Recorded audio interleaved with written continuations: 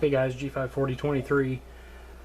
I just wanted to do a quick video today to kind of show you the difference between an Apex trigger and a factory M&P trigger.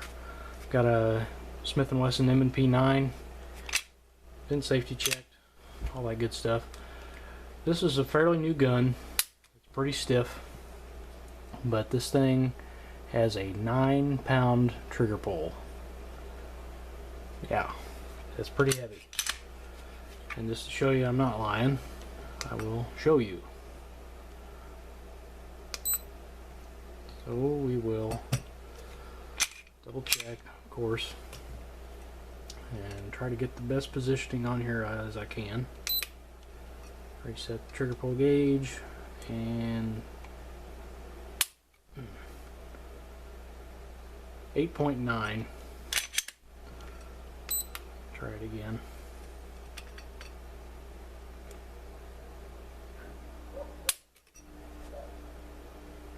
714, so it is loosening up just a little bit.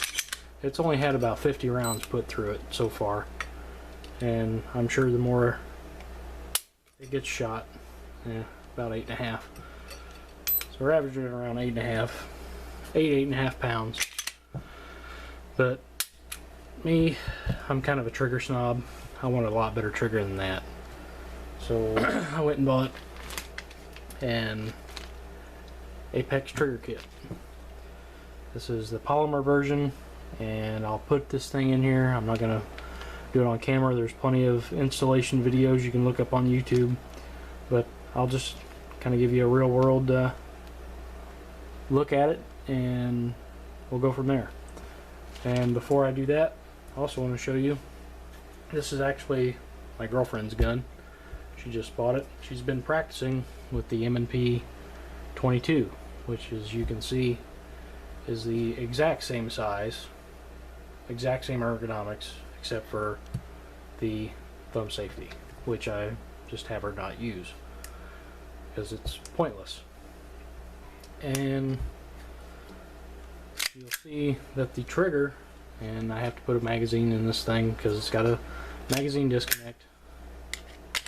The magazine in this gun from the factory is actually quite better than the regular version. So there's 4.9. It's just under 5 pounds, sometimes down around 4.5. Oh, that was 4. So this thing came with a pretty good trigger from the factory. Down under 4. So you can see there's quite a bit of difference between the trigger pull of the 22 and the actual major caliber version. And she wants this trigger and that gun. So I had to spend another $130. Hopefully it'll perform. I'll stop the camera and install this trigger and let you know what we get. Be right back. Okay guys, I finished the installation of the Apex trigger and the M&P 9, and I must say it makes a heck of a lot of difference.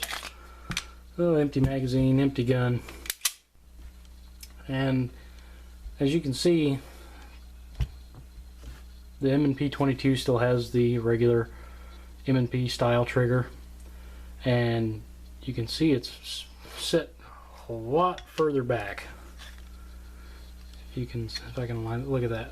That is a long ways from where it was, and it is substantially lighter. Here you're at the break point and it breaks, and there's little to no travel at all. Reset right there. Very, very nice. And just to give you another look, clear gun, M&P 22, you do have to have the magazine in it because it has the ridiculous magazine disconnect. But anyway, you have your initial take up to here, which is a good 1/2 inch to 3/4 of an inch. You get to the edge and break and reset. Much longer and much more trigger travel than the regular M&P trigger. And just to give you an idea how much it improved this trigger, we will break out our trusty Lyman trigger pull scale.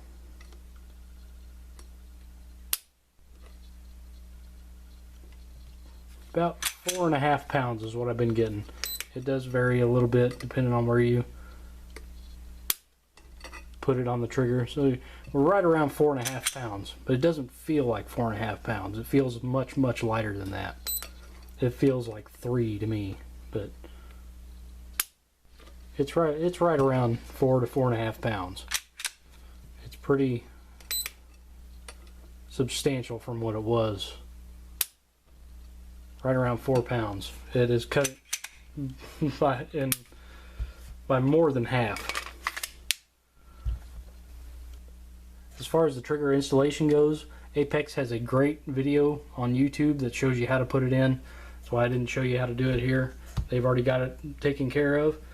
It's a little more complicated than, say, a Glock fulcrum trigger or something like that, but with any kind of mechanical experience, you can put it in no problem. I'd like to tell you about a couple of roll pins in guns. If you watch my channel, you know how I feel about roll pins. I do not like them, but they're there. I guess I have to deal with them.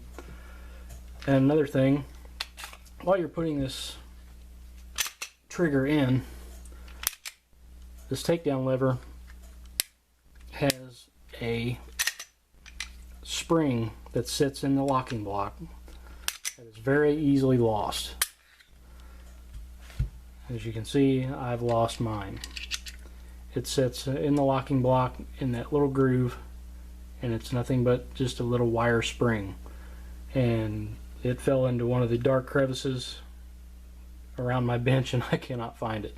So I had to make the humiliating call to Smith and Wesson and request a new one, which they were awesome about it. Sent me one free of charge, and I'm just waiting on it to arrive. So don't be careless like I was, and keep track of all your parts. As always, thanks for watching, guys. Have fun, be safe. If you have any questions or comments, leave them in the comment section below. I'll get to them as soon as I can, and I'll try to answer them the best I can. Thanks for watching, guys. Talk to you later.